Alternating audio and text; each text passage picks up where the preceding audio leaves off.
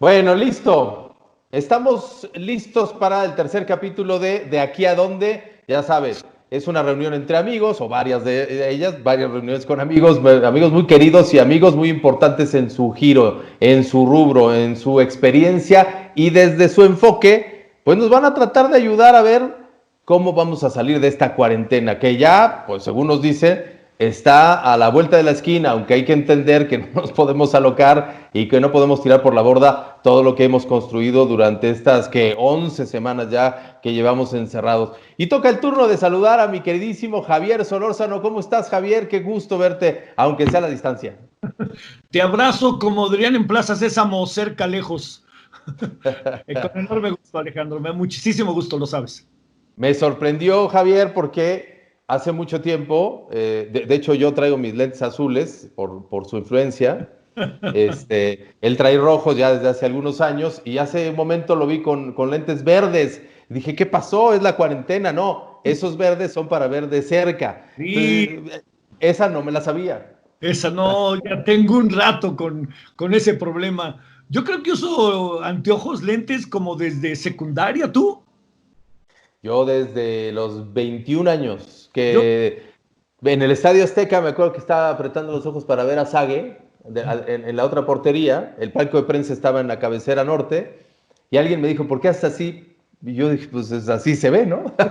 No, no es normal. Y ya yo acostumbradísimo a ver poco y mal, y bueno, pues ya me fui a poner los lentes. Pero Javier Solórzano, esto, digo, primero para acreditar que sí somos amigos desde hace muchos años.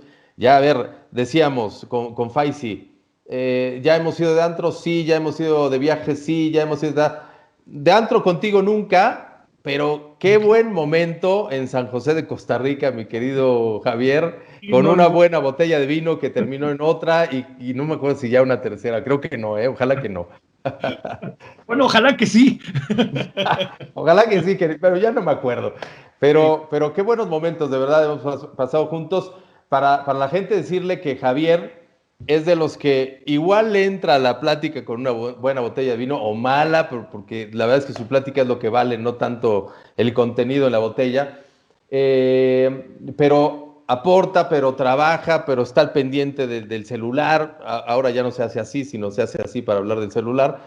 Eh, y se levanta temprano para correr allá en Jamaica. ¿Te aventas qué? 5 o 6 kilómetros todos los días. Qué cosa, sí, pues sí, pues sí. Pero luego, Sí, oye, ¿te acuerdas cómo nos asustaban? Que la inseguridad, que todos fumaban mota, ¿te acuerdas todas esas cosas que eran, qué mitos tan desagradables, la verdad? sí, sí, No, sí. Estos rumores o chismes urbanos que igual de México andan por todos lados, ¿no? Y cuando vienen acá se dan cuenta que es un país extraordinario, igual que Jamaica. Y vaya, mucho que contar, pero yéndonos al tema, ¿no? De aquí a dónde, mi querido Javier, primero, sé que estás en el Heraldo de México, por ahí te hemos escuchado, te hemos visto y se siente mucho tu participación, tu llegada. Qué más hay en el camino de Javier, en el camino profesional de Javier actualmente, últimamente? pues bueno, mira, han pasado como es, que es difícil que no le pasen como te pasó a ti, acuérdate, ¿no? En estas historias. Todos andamos viviendo circunstancias, en algunas ocasiones muy abruptas, en otras ocasiones como que uno las va imaginando, ¿no? Las ve venir. Pero te diría, mira, yo estaba en el 11, de repente prescindieron de mis servicios bajo argumentos que, bueno, pues ellos son los que lo dirigen, yo en eso, tú lo sabes bien, uno es respetuoso, y me quedé con las entrevistas que ahora, pues evidentemente han entrado en un impasse que me parece que están a nada de desaparecer. Traen otro proyecto, la televisión pública hoy yo la veo más de gobierno que de otra cosa. La televisión pública hoy debiera tener como un proyecto más integrador de todo el país, pero de repente la veo demasiado militante, no creo que sea el mejor de los caminos, pero ese es un asunto que tendrán que definir y establecer quienes la dirigen y todo, pues, digamos, tienen un apoyo real derivado de un proceso electoral que los coloca con una capacidad de maniobra como hace mucho no veíamos. Yo estoy ahí en el Heraldo, en radio, en televisión. Estoy haciendo otras cosas ahí que pronto espero que salgan. Estoy también en un impasse en el canal del Congreso. Estoy también dando ahora, me invitan a dar cursos rápidos así sobre algunas cosas que tienen que ver sobre todo con las fronteras, que como recuerdas estuve trabajando. Y también ahora sigo en el periódico La Razón, ya llevo un buen tiempo.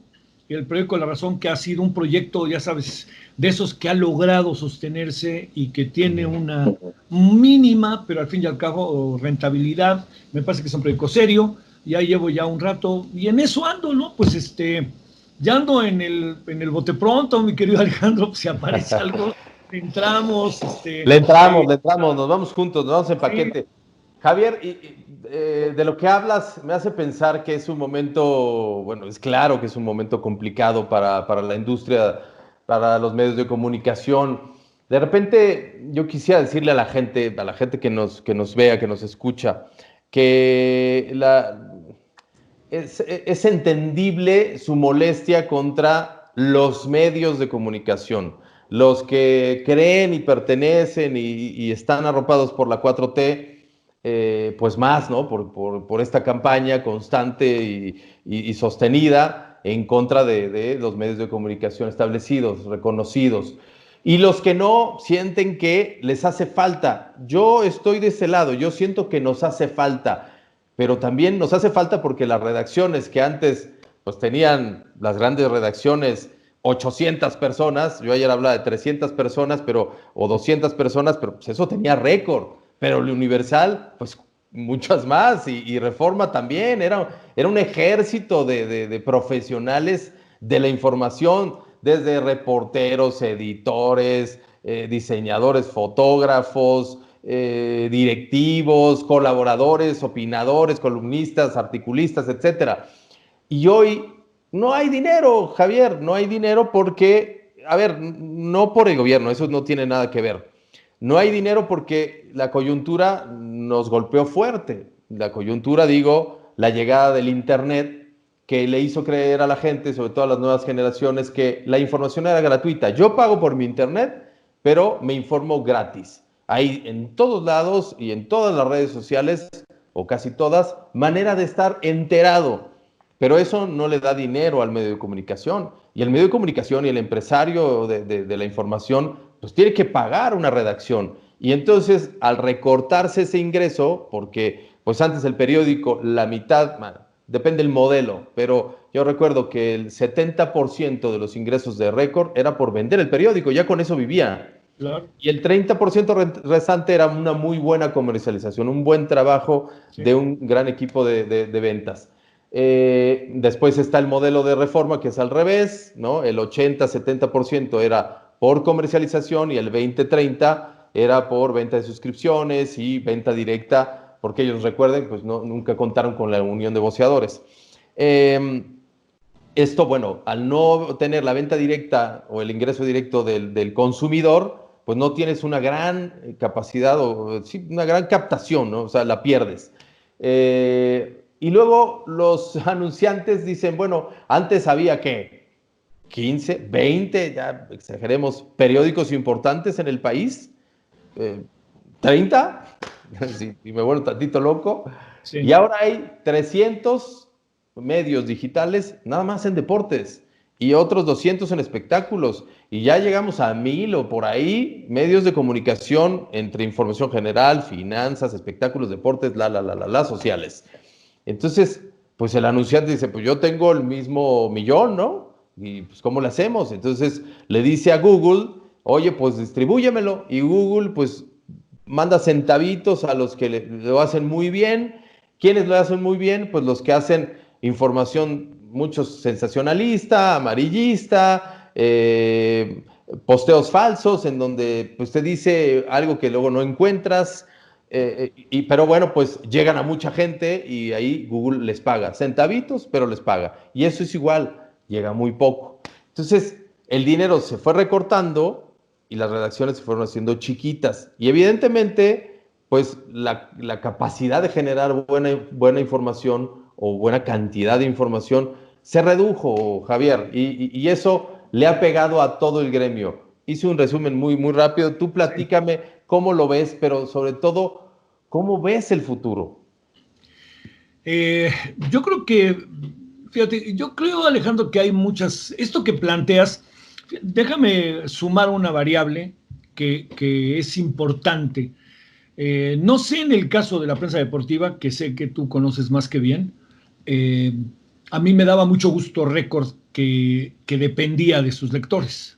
Que eso, híjole, eso es una cosa, Es oro. es oro molido, ¿no? El esto, en su mejor momento, ¿de quién dependía? De sus lectores, ¿no? De acuerdo. El Ovaciones, ¿por qué se perdió? Pues porque perdió lectores, ¿no? Eso es precisamente lo que pasó con ellos.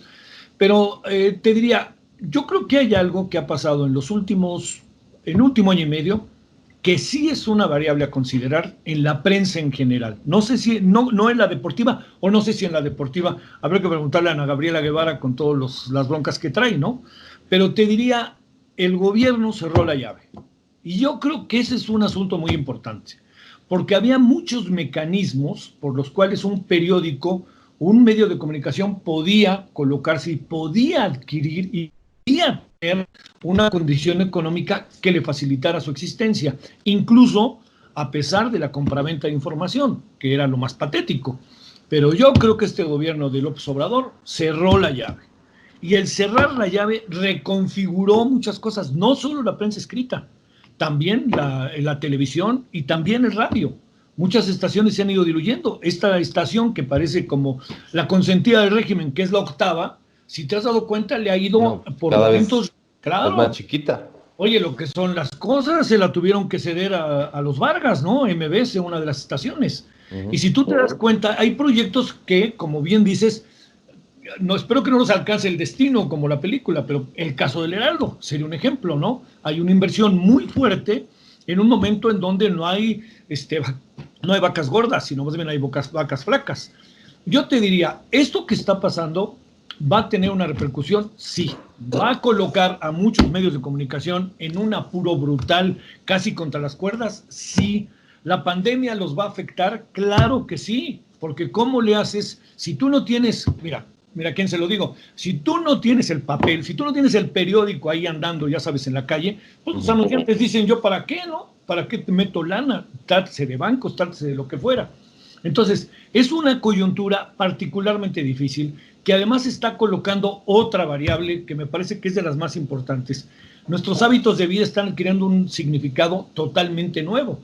O sea, a mí me preocupa que en las mesas redondas que a mí me gusta hacer, pues la gente diga, oye, ¿para qué voy allá al Parque Hundido, al Heraldo? Pues mejor desde mi casa, ¿no? Oye, no, pero es que estar aquí, que no sé qué. Entonces ahí va a cambiar un hábito, va a cambiar el hábito de lectura también. Los portales hoy van a convertirse cada vez en más importantes y la situación está llevando a un golpe nuevo, lamentablemente, a la prensa escrita. No tanto por el devenir que tenía la prensa escrita de que tarde que temprano iba a entrar en otra etapa, sino la pandemia está hasta apurando esa etapa, porque tú dime quién sale a comprar un periódico ahora. Y si no, pues, oye, y no hay nada, bueno, a lo mejor me ganan la nostalgia, pero no hay nada como un periódico en la mano, pero eso también hay que reconocer que ya fue, que a lo mejor estamos en ese proceso de ya fue. Yo creo que son muchas las cosas que están de por medio porque se están reorganizando las relaciones entre los poderes y los medios de comunicación. Y está el otro gran elemento al que tú hiciste referencia. Las redes son muy importantes, pero las redes están paradójicamente dándole cierta credibilidad a los medios, porque pasan tantas informaciones falsas que tú dices, bueno, a ver, que me lo cuente, oye, no te ahí del fútbol, que yo dije, ¿será cierto esto?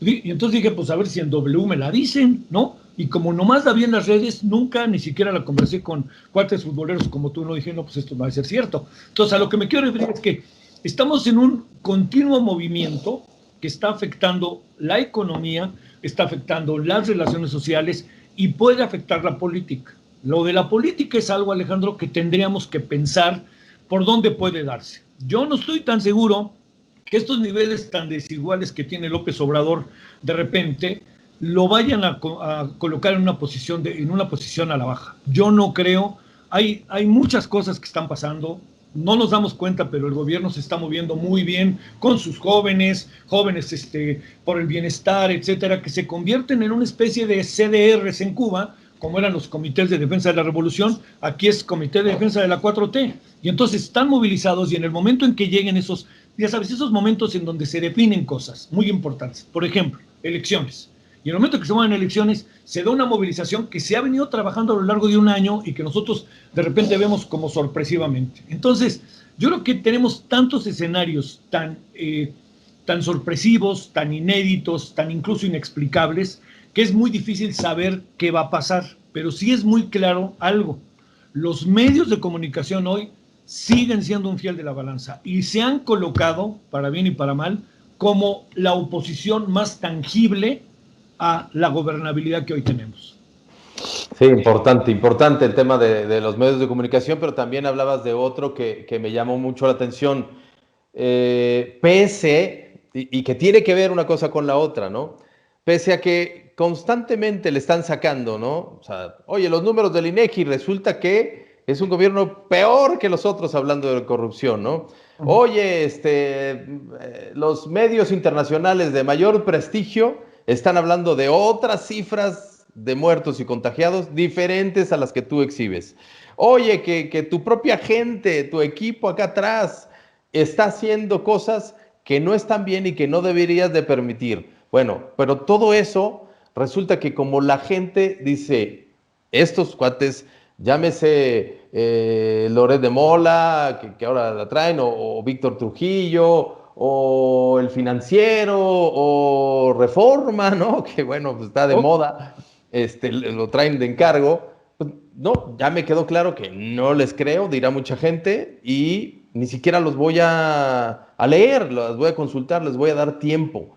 Y sí, en cambio, me llegan porque pues hay robots, hay toda una tecnología, todo un aparato de verdad de inteligencia en redes que detecta a quién mandarle qué tipo de información. O sea, yo desde hace rato, porque tengo ahí un buen conocido, ojalá se deje de entrevistar, sería interesante, pero me platica, a ver, como tú estás muy definido hacia un lugar, ya no te estamos, a gente como tú ya no se le está mandando cosas, ¿eh? Porque no tiene caso, porque no contesta, no Sí. interactúa, no forma parte de esta conversación, ¿no? Entonces, pero a los demás que sí detectamos que o no están definidos o están definidos hacia la 4T, ahí sí que les estamos mandando. Entonces, uno podrá ver toda esa información que sale y que está corroborada y que está cotejada y que, bueno, que Gatell dice que no, que la metodología no es correcta, pues que parece que sí es correcta, ¿no? Parece que sí hay gente con muchos años de experiencia detrás de esa información. Esa información no le llega a la gente. Y entonces resulta que la próxima encuesta y la próxima encuesta y la encuesta que sigue, pues siguen hablando de una buena percepción de Andrés Manuel. Sí. Mira, yo creo que esto que planteas es uno de los grandes retos. Me voy a tener que parar tantitito para cerrar la Adelante. ventana. Ya llegó el de la marimba. Le, Entonces, es parte de, es tantito. más, ni le voy a cortar porque es parte de. Así quedamos, que eran estos tipos de contenidos Ya. completamente improvisados, naturales, espontáneos. Es más, porque estás en la oficina, pero si tuvieras un whisky al lado, lo destapábamos. Oye, no, es que ya llegó, es la hora de la marimba. Venga. Mira, esto que estamos ahorita conversando, a mí me parece uno de los grandes temas a los cuales nos vamos a tener que abocar en muy poco tiempo. Es decir, el tema es si la gobernabilidad en un país se puede gestar únicamente a través de un discurso o si hay una cosa que se llama la terca realidad que tarde que temprano te alcanza.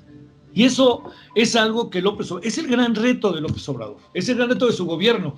Y más bien diría de él, porque su gobierno es él. Él es el que hace su gobierno, él es el que dicta la línea, él es el que dice cómo deben de ser las cosas. Y uno de los elementos más, me atrevo a decir, más brutales, es que su equipo no se comporta ante él de manera crítica.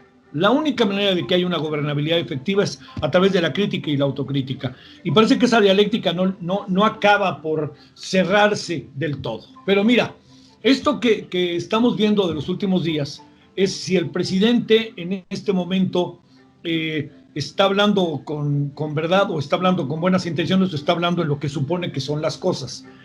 Hay mucho, mira, se ha creado filias y fobias muy fuertes, que ya veníamos de ellas, ¿eh? No hay que olvidarnos. Es un poco como echarle la culpa por la pandemia al gobierno, que me parece un absurdo, ¿no? ¿Qué sistema de salud teníamos? Y tenemos, Alejandro, ¿no? Yo diría que, ¿sabes dónde señalo, Alejandro? Yo señalo al gobierno en una cosa. No me digan que no sabían que tenía este sistema de salud y no hicieron nada durante un año. Ese es el asunto. Esas No hubo son un poquito de mejora. Claro, no un poquito de mejora. ¿Por qué? Pues porque hay una obsesión por la austeridad y hay una obsesión por no endeudarse y por no gastar, que tiene que ver con que eso lo considera el gobierno como sinónimo de corrupción. Pues tiene razón en muchas cosas, lo sabemos, pero no es una práctica que si el gobierno tuviera bien controlada, pudiera manifestarse como se ha manifestado a lo largo de muchos años. Pero mira, yo en esto quisiera decirte, el gobierno optó por una estrategia. Y esa estrategia, ahorita no sabemos cuáles van a ser sus resultados, Alejandro, lo vamos a saber por ahí de octubre, noviembre. La estrategia de ir tratando de que no creciera la curva de enfermos, porque no tenemos cómo atendernos en los hospitales, ¿era la indicada o no? No lo sabemos. Lo vamos a saber en la medida en que avance el tiempo, pero también no sabemos el número de personas que estén enfermas, que esa es la otra gran variable. Eso que ahorita tú decías es la gran crítica al vocero, al afamado vocero, que lamentablemente se convirtió más en político que en científico.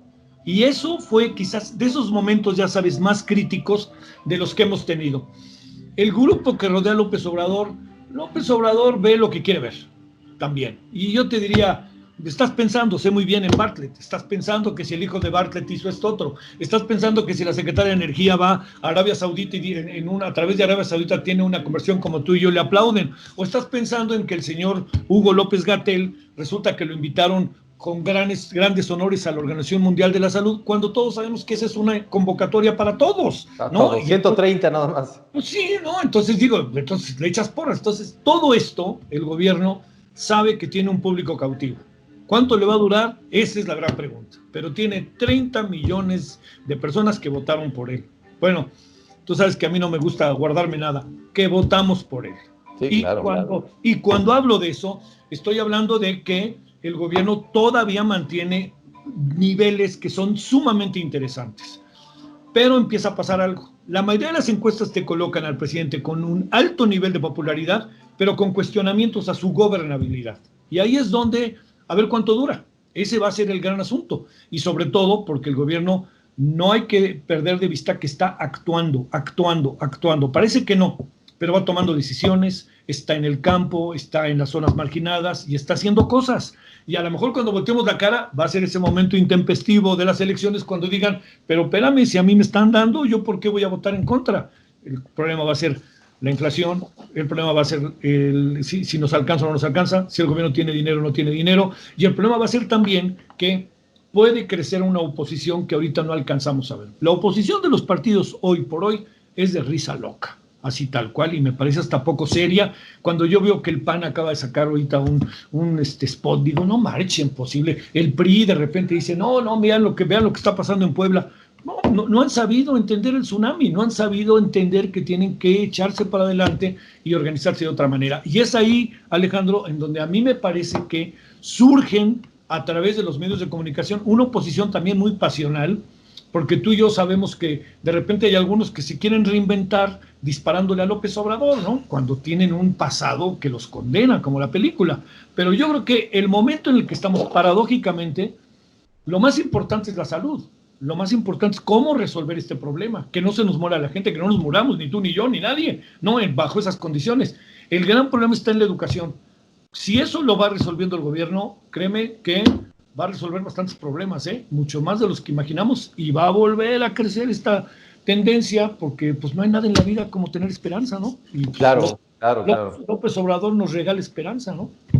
Oye, a ver, no sé hacia dónde va esto que comentabas, cómo va a evolucionar la imagen, cómo va a terminar el sexenio, qué va a pasar, no lo sabemos. Pero a ver, sí me consta, porque lo platicamos otras veces antes de que llegara al poder Andrés Manuel, y también me consta con otras personas como Carmen Aristegui, que creían en él, que creían en la opción que él le iba a brindar al país.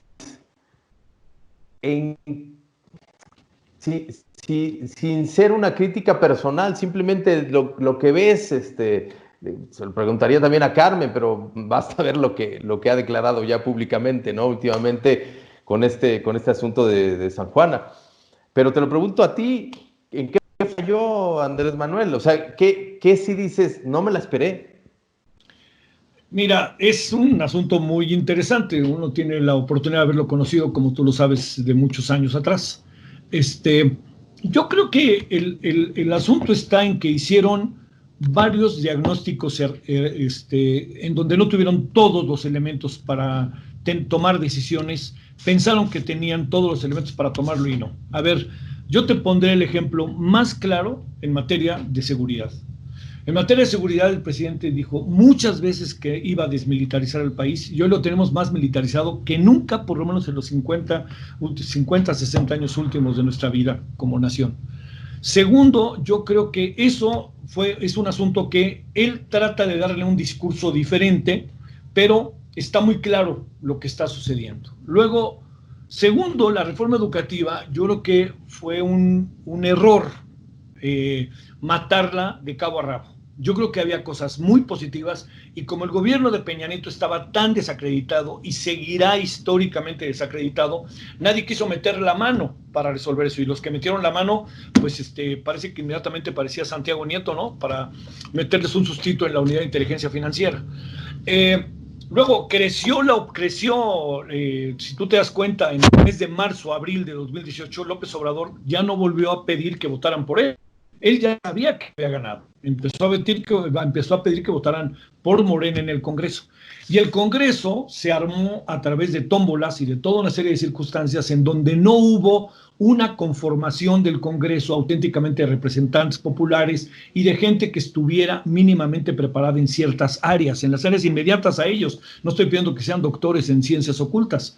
Y todo esto, lo que creo que empezó a hacer es que tuvieron un diagnóstico no del todo correcto. Y cuando llegaron, empezaron a concentrar el poder. Y la concentración del poder uno sabía que de alguna otra manera se iba a dar, pero se concentró a tal grado que las decisiones todas se tomaban en Palacio Nacional y se les quitó capacidad de maniobra a un equipo también muy hecho a imagen y semejanza del presidente. Si me preguntas dónde están las cosas que López Obrador, yo creo que ha hecho cosas muy buenas, por cierto, a mí me parece, de repente parece un signo menor, pero a mí lo de los Pinos me cae bien, ¿no? Así me parece, mira, está bien. Él dijo que vivía en una casa modesta, pero ahora vive en una casa que es la casa más grande de este país, que es Palacio Nacional. Y hay muchas cosas que han pasado, pero te diría que está pagando una cuota verdaderamente alta al estar en Palacio Nacional. Una cuota muy alta porque se ven por momentos improvisación, se ve una concentración del poder, se ve un poco de soberbia, que eso es lo peor que puede pasar. Y una de las cosas que yo pensé que sí iba a ser, que iba a ser gobernar para la mayoría, no para un sector nada más. Nadie duda que primero los pobres, Alejandro. ¿Cómo vamos a dudarlo? Por supuesto que adelante. Pero el castigo que pueden recibir las clases medias, yo te diría en noviembre, octubre, noviembre de este año, el año que entra es altísimo y los indicadores económicos no se pueden inventar. Los indicadores económicos son golpes materialmente en la cara para las personas, para cada familia, para ti, para mí, para el país, ¿no? Y los indicadores económicos nos van también a reventar en la cara. Entonces, pues ya salió el de enero, febrero y marzo, ¿sí? Incluso antes del encierro, y fue peor que el trimestre pasado. Entonces, bueno, eso que dijo el otro día, Alejandro, a mí me sorprendió un poco porque pierde la capacidad de crítica. Yo entiendo su discurso muy propositivo. Todo el tiempo, ya ves que dice, ya una semana y vamos adelante. A mí eso me gusta porque, caray, pues es también lo que una sociedad tan angustiada como estamos todos puede lograr y que quiere escuchar. Pero una parte que dijo el otro día, dice, íbamos tan bien. Híjole, no íbamos tan bien, ¿no? O sea, si el discurso es, estábamos construyendo, ¿no? Pero íbamos también ¿dónde? Si nos quitan de ser, ve lo que pasó con el petróleo y ve lo que pasó con los acuerdos de energía no renovable y luego ve las muchas cosas que suceden que tienen como 2 o 3 formas de interpretarse, Yo lo que creo es que va a ser difícil, Alejandro, que las cosas en términos del ejercicio del poder de parte de él cambien mucho. Por más que haya sacudidotas, yo creo que híjole, quisiera equivocarme, pero tengo la impresión de que vamos un poco en un terreno en donde mucha gente va a estar muy contenta con él, pero lo que sí es que los que piensan que puede haber otro camino, les recuerdo el dicho de el dicho de los niños, ¿no? Voy derecho y no me quito, y si me pegan me desquito. Yo creo que va derecho.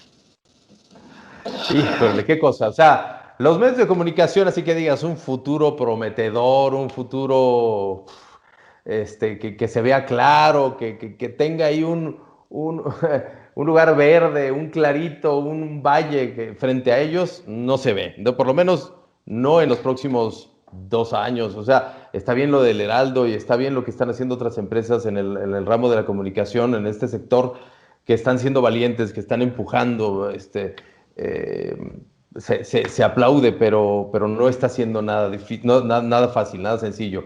En el plano político también, vaya, por los indicadores, por lo que nos ha mostrado en este tiempo que lleva ahí al frente, por esto que nunca se equivoca y a mí sí me desespera un poco, o sea, nunca se le va a oír, creo, decir, y esto que hablabas tú de la soberbia, la verdad es que yo también así lo percibo, nunca se le va a oír decir, saben que tienen razón y voy a ver que esto se corrija, nunca. Así sea de Bartlett o de Ana Guevara o de quien sea. Eh, ¿Cómo le hacemos, Javier? O sea, sé que el mexicano ha vivido décadas así y siempre se ha echado para adelante y tal vez por eso nos pusieron aquí, porque tenemos esa sangre, ese espíritu, ¿no? Seguimos saliendo en encuestas de felicidad como de los más felices pese a todo, ¿no? ¿Será eso lo que nos vuelva a sacar? Mira, ese es un gran asunto. Primero, déjame decirte algo que sé que a lo mejor hay mucha gente que te ve, Alejandro, que no puede no compartirlo. Y pues así es la vida, por fortuna, viva la diferencia de opiniones. Yo creo que venimos de muchos años, de muchas décadas, de condiciones que nos llevaron a la pobreza y al hartazgo. El hartazgo yo creo que es una de esas grandes variables que nos llevaron al voto de 2018. El hartazgo, el harto de los Peñas Nietos, de los panistas, de los priistas, incluso de los perredistas, y bueno, también hay que pensar cómo se puede construir toda una nueva generación de políticos si no es a través de ellos, a través de lo que ellos eran y de lo que ellos se quieren reinventar ahora a través de una nueva organización. Hubiera es un mal verbo, pero me inquieta pensar que hubiera ganado Mid y me inquieta pensar que hubiera ganado Ricardo Anaya. Yo creo que este es un proceso por el cual teníamos que pasar. Y yo creo que este proceso no alcanzamos a ver ahorita, va a tener elementos sumamente positivos. Yo creo que los va a tener. Entiendo que me vas a decir de dónde, cómo los vas a sacar o cómo le vas a hacer. No, espero que sí. Al Sí, contrario, yo quiero creer, por eso te pregunté para que me digas, va a componerse, va a no creo entender que este se hombre. componga mucho porque no es fácil de componer, ¿no? O sea, también hay algo. Voy a decir algo, más que en defensa de López Obrador, sino tratando de echar por delante el entendimiento. El hombre lleva 1 año, 6 meses, o sea, al frente. ¿Qué es lo que pasa? Que hemos sentido demasiado el desaguisado. Eso es lo que sucede. Pero han pasado cosas que yo creo que sí hay signos en que se ha tratado de que ser en procesos de transformación. Yo te diría, ¿hacia dónde vamos? El país se está recomponiendo sin darnos cuenta. Es un poco como estas cosas que suceden. A ver, hoy están surgiendo nuevos instrumentos, nuevas formas de gobernabilidad. A ver, los gobernadores que parecía que ni existían, ahora existen. Los municipios ahora son los que van a decidir. Y también los partidos políticos o se reinventan o van a desaparecer. Y entonces hay partidos, Movimiento Ciudadano, que puede aparecer como la segunda fuerza política más importante del país en las elecciones del año que entra, porque el PAN está perdido, Calderón y los otros se pelean, el PRI no existe, acaban de asesinar a un hombre en Temisco que parece que tenía todo el conocimiento de muchas irregularidades que se habían planteado, que se habían hecho. Te diría que soy optimista pero razonable, o sea, no se puede entrar en una etapa hoy en donde pensemos que las cosas van a adquirir una dimensión diferente. No va a pasar, ni soñemos, ¿no? No va a pasar que de repente se ande alentando golpe de Estado, porque me parece un absurdo, me parece irracional y me parece formas de querer transformar un país fuera de los cánones que históricamente nos ha costado tanto trabajo hacer.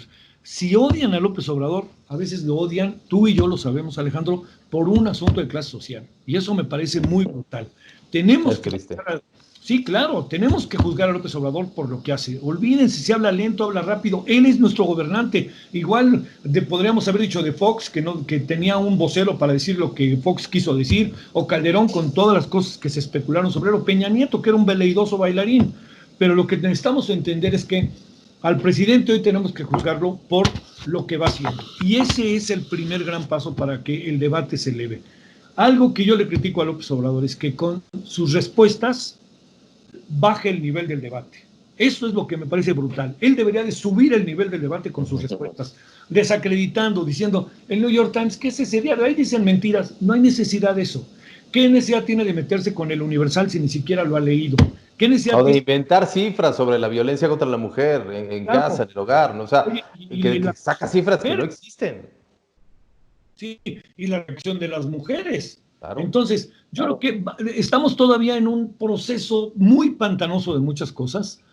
Tenemos que también entender que habrá que ver qué cosas logra armar muy en el mediano plazo López Obrador. Vamos a tener que hacer un muy buen análisis de la pandemia, Alejandro. Muy buen análisis de qué se hizo bien, qué se hizo mal. Y sobre todo vamos a debemos obligar a este gobierno a que invierta en la ciencia. Ya nos dimos cuenta que los países que han salido más rápido son los países que se han metido a investigar y a tener hombres y mujeres maravillosos en esta materia, que existen en este país, son muchos. Pero vamos a entender también que la política no va a cambiar. Como el dicho, camina como pato, come como pato. Son políticos, claro, ¿sí? Son políticos. Pato, así, y eso no creo que vaya a cambiar en su esencia. La gran clave está en poder crear oposición dentro del marco legal, tener un nivel de debate más alto. Y yo también te diría algo, con lo de los medios de comunicación, ahorita que decías su futuro, cuando tú eras director de Record, yo sé que dormías intranquilo por muchas cosas, ¿no? Por el periódico, si tuviste la nota, si no la tuviste, pero nunca dormías intranquilo en función de que tú sabías que al día siguiente ibas a tener un lector. Y eso habrá que pensarlo. Tenemos que pensar en los medios, con lectores, con televidentes, redes, portales, con gente que está ahí. Y eso, pues a lo mejor tendríamos que volver a esos espacios y que los que son las grandes empresas, pues sepan dónde meten su lana, dónde hay efectividad. Claro. Eso se va a dar cuando los medios de comunicación entiendan, y eso es muy difícil, y más en estos tiempos, no es crítica, que lo más importante es el lector, ¿no? O el consumidor, el usuario, como le llaman ahora, ¿no? En las redes, en la industria digital, ¿no? El usuario único o el navegador único, según Comscore u Omnitur, y no el anunciante. El anunciante no es el final. El anunciante aprovecha la audiencia para llevar su mensaje, pero hoy parece que los medios de comunicación trabajan para el anunciante. Sí, claro que es necesario, pero no es el fin. Mi querido Javier, a ver, dejemos la política, que luego pisa callos y hay gente que se molesta. Hablemos de, no sé, otras cosas. ¿Qué me dirías?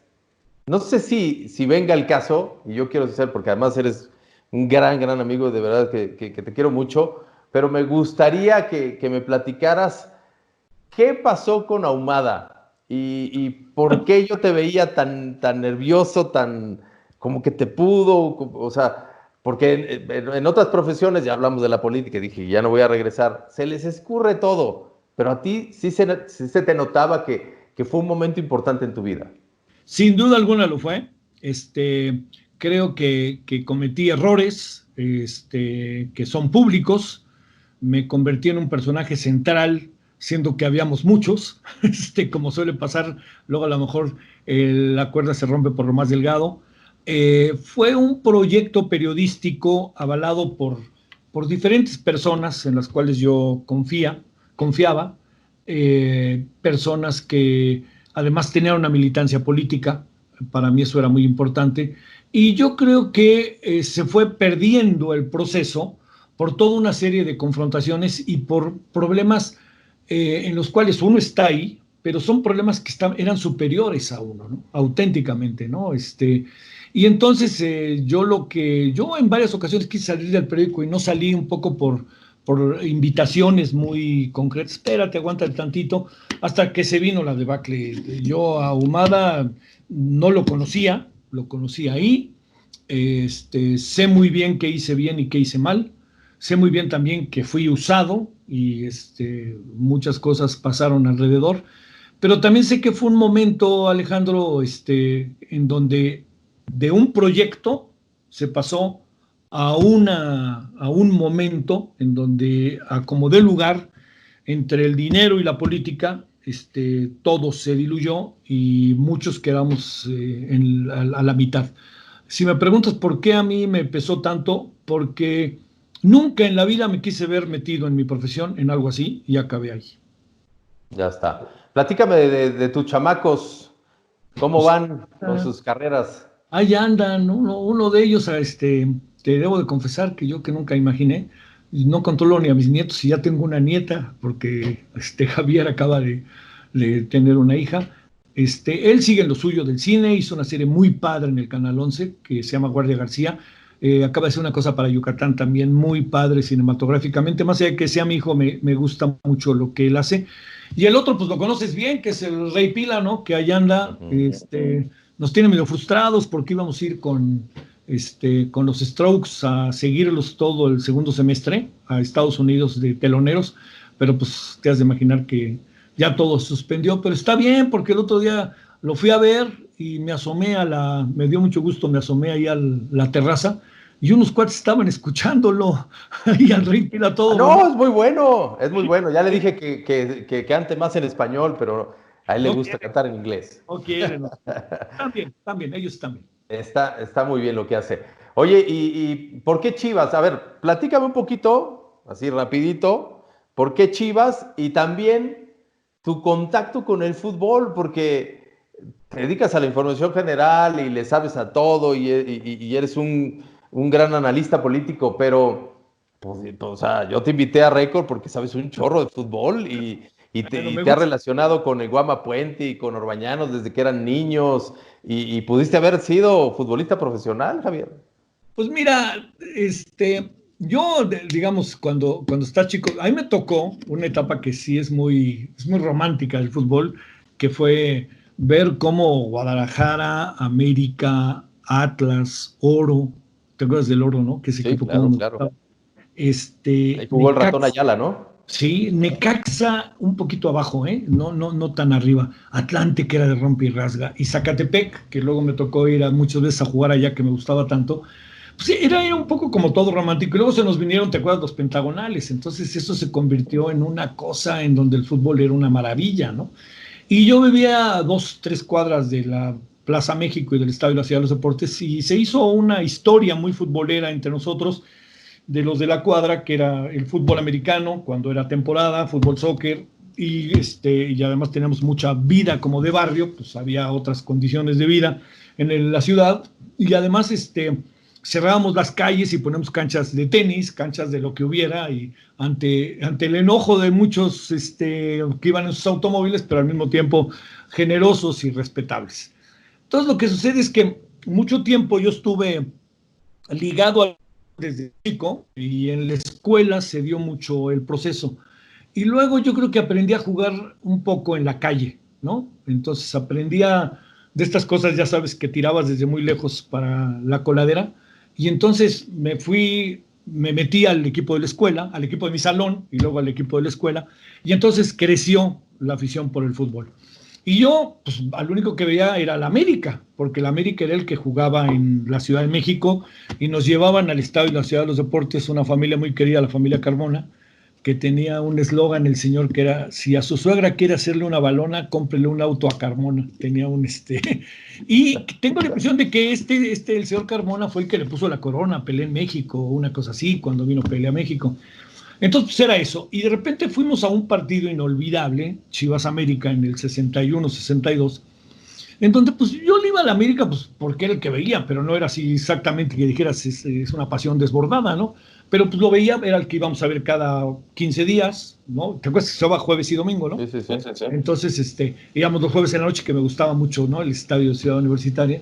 Y un domingo jugamos Chivas América.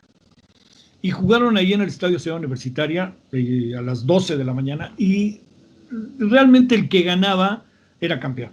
El América creo que le llevaba un punto, era cuando se jugaban 2 puntos, no 3. Y al América le venía bien el empate. Pero ese día el Guadalajara jugó de una manera, estadio lleno.